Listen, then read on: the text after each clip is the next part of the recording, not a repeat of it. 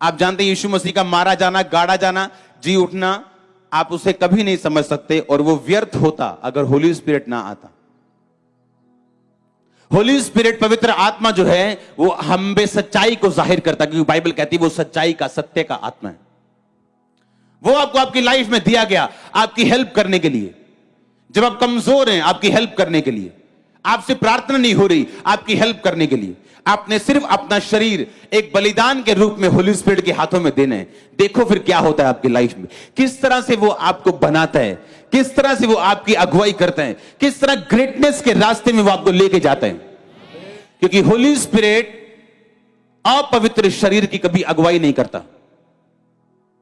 Greatness के लिए आपको लगता है आप एक तरफ से सिगरेट पिएंगे और दूसरी तरफ होली स्पिरिट आपको बात करेगा कान में, लगता है आपको ऐसा? आप शराब पिएंगे, आप झूठ बोलेंगे, यहां आप काम करते हैं, आप रिश्वत लेंगे, 100 रुपया ऊपर से कमाएंगे झूठ बोल के, आपको लगता है होली स्पिरिट आपकी अगुवाई करेगा? शैतान चाहता आप थोड़ा सा मीठा खाओ और थोड़ा थोड़ा खाते रहो और बड़ा मीठा आपको कभी ना मिले।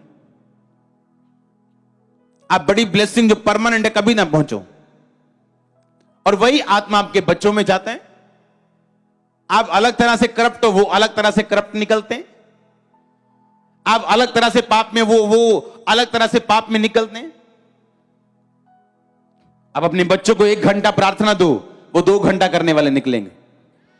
आप उनको 1 पैग दोगे कि भाई मैं 1 पैग पीता हूं, आपका बच्चा 10 पिएगा, क्योंकि वो आपके बच्चे हमेशा आपकी लेगेसी को आगे लेके जाते हैं।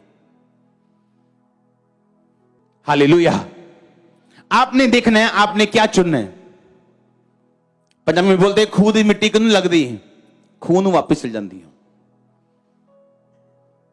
इमेजिन करो यूहन्ना अभी 16 साल का है और अपने जवान दोस्तों को शहर में घूमते हुए फिरते हुए जाके देखता है। और जब वो घूमना चाहता है, होली स्पिरिट कहता है नहीं यूहन्ना, जंगल में रहने। लिखा वो जंगल में टिड्डियां, टिड्डियां मतलब एक फली का नाम है टिड्डी। फलियां खाता था वो और शहद खाता था वो, चमड़ा पहन के रखता था वो। और प्रभु ने उसे शहर में नहीं जाने दिया इतने साल। और जब सैमसंग पैदा होना था, परमेश्वर ने उसकी मां को बोला था तू अंगूर भी नहीं खाएगी, अंगूर का बीज भी नहीं खाएगी, मदिरा नहीं पिएगी, दाखरस नहीं पिएगी, और जब तेरा बेटा पैदा होगा तो उसके सिर पे छुरा नहीं चलाएगी। ये उसका प्राइस होगा मेरे लिए। क्या प्राइस दिया आपने परमेश्वर को? क्या मूल्य दिया आपने परमेश्वर को? आपसे एक छोटी सी दर्द बर्दाश्त नहीं होती। 10 बातें करते हो आप परमेश्वर को दर्द आने पर। कैसे साबित करोगे परमेश्वर को कि आप हाई लेवल पे, ऊंचे लेवल पे और बड़ी गवाही लेने के लिए तैयार हो? जब होली स्पिरिट आपके अंदर है और आप पवित्रताई में हैं, आपने डेडिकेट कर दिया अपने आप को, तो वो आपकी अगुवाई इस रीति से करेगा जिस रीति से आपका दिमाग कभी भी समझ नहीं सकता।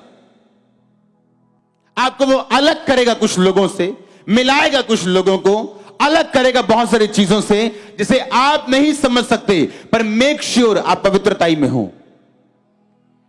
वो आपको बनाने के लिए होगा, आपको अगले लेवल पे लेके जाने के लिए होगा।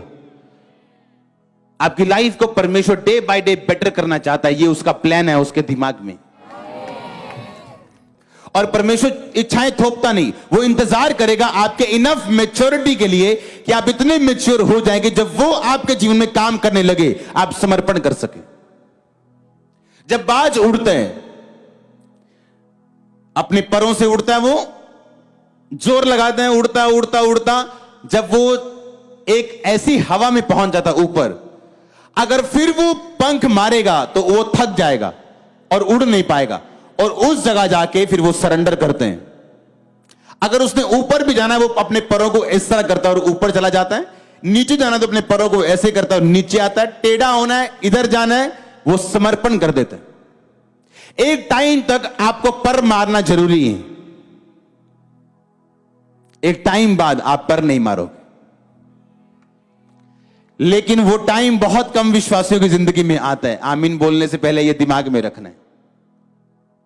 कोई अपनी चोरी से नहीं हट रहा, उसके पास 500 बहाने चोरी करने के, ठगियां मारने के, नशा करने के, गालियां निकालने के, क्योंकि शैतान नहीं चाहता आप उस जगह पहुंचो जहां आप समर्पण करके चलो। जब आप एक समर्पण वाली लाइफ में आते हो, एक फ्लो शुरू होता है जो आप अपनी ताकत से कभी नहीं ले सकते। आपको बात समझनी है ध्यान से।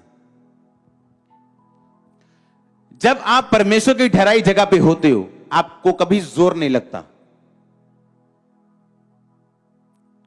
दाऊद जब परमेश्वर के ठहराए प्लेस पे था, तो पहले वो नंगा पैर फिरता था, पहाड़ियों पे चलता था, दुख सहता था, क्योंकि भेड़ बकरियों का काम चराना आसान नहीं था। जब परमेश्वर की प्लानिंग में घुसा, वो राजा बना कि नहीं बना? सब कुछ फ्लो पे था। एक पाप ने उसको उसी पहाड़ी पे पहुंचा दिया जहां वो फिर से नंगे पैर चला, धूल सिर पे डालता चला। वही आत्मा उसकी जिंदगी में एंटर कर गया। मैंने ऐसे लोग देखे हैं जो मसीह में आने से पहले जुगाड़ू थे। जुगाड़ू किस्म के लोग होते हैं ना, कि एक बाइक भी चाहिए तो जुगाड़ लगाना है उसका, कि किससे मांगू, ये किससे लूं। हां, प्रभु ने बढ़ाया बढ़ाया बढ़ाया, लेकिन जब फिर वो अपनी परमेश्वर की प्लानिंग से हटे, आज फिर जुगाड़ू हो चुके हैं।